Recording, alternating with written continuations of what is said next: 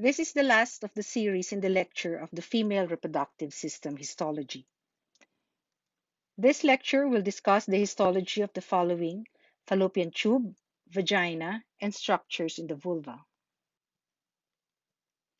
The fallopian tubes, measuring 12 centimeters in length, extends laterally from the uterus.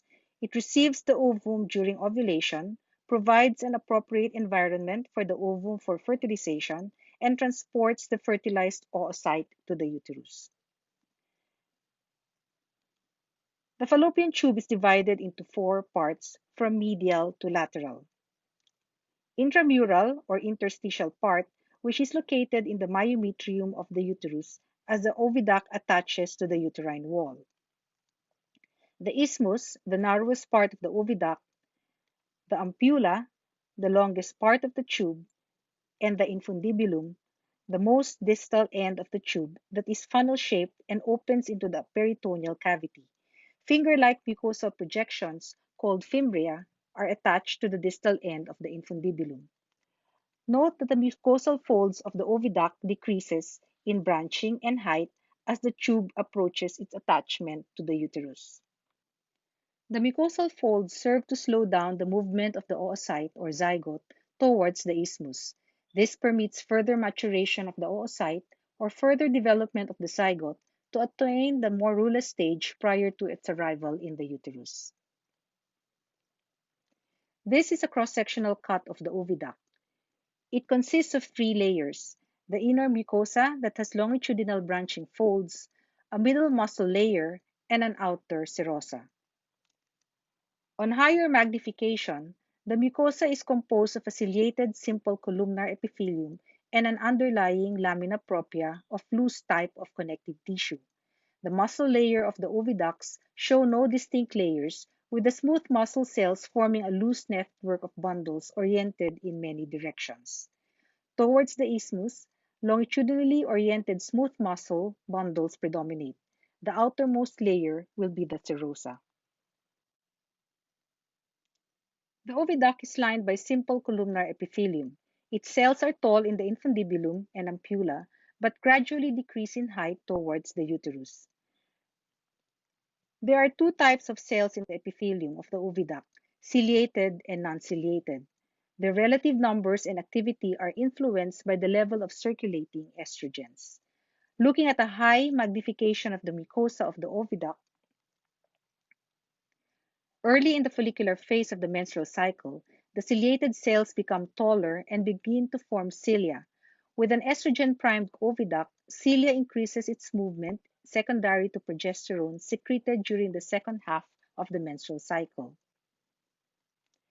The non-ciliated or secretory cells will show increased synthetic activity. The fluid secreted by these cells creates an environment that sustains the motility of the sperm and is responsible for the process of capacitation, which is a process that makes the sperm more active.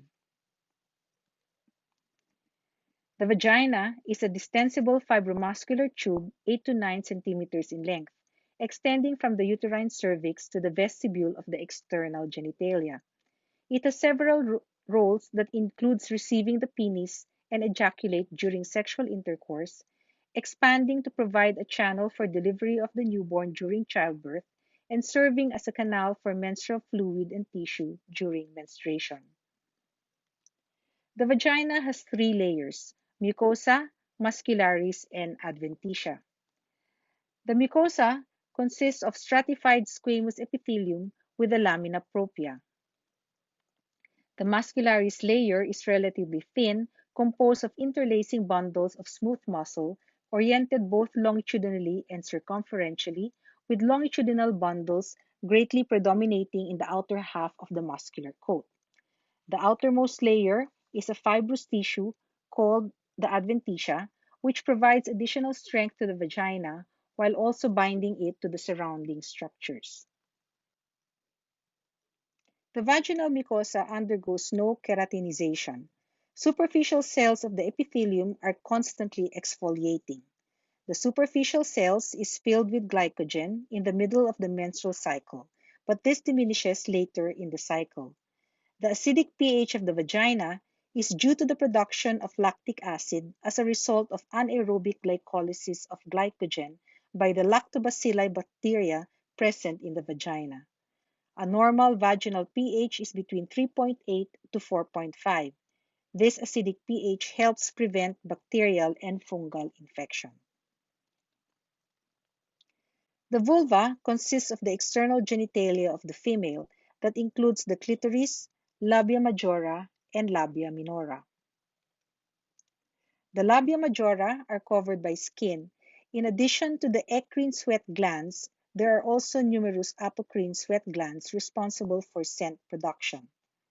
There are basal melanocytes, which are especially prominent in Black women, and Langerhans cells, which are involved in immune surveillance. Medial to the labia majora are the labia minora, which bound the opening of the vulvar vestibule.